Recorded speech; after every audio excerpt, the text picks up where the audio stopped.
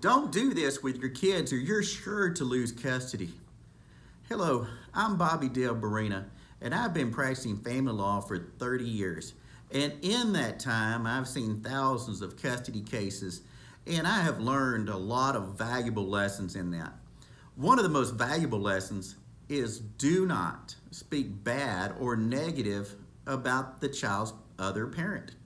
And that parent could be an ex-spouse. It could be somebody who's not an ex-spouse that you're in a family law custody arrangement in. But if you speak negative about that child, the judge will know that the child will take that to heart and it will begin to eat away at that child's self-confidence. That child will begin to be alienated from the other parent. And the judge's rules are very specific to promote a healthy environment that both parents are actively involved in that child's life. If you start talking bad about the other parent, the judge will find out.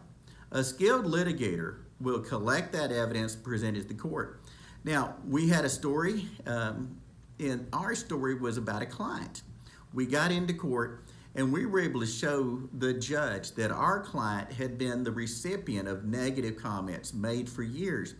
When the comments started off, the children were 8 years old. By the time the client decides they're going to attempt to put an end to this, to give that child a more loving environment, the children were 13. They definitely felt the effects of these negative comments and this continued assault upon someone who was their parent. It ate away at their self-confidence. They didn't want to be involved. They didn't want to be in the middle of this custody fight. And the judge made quick work out of it. We were expecting an 8 or 9 hour hearing over multiple days.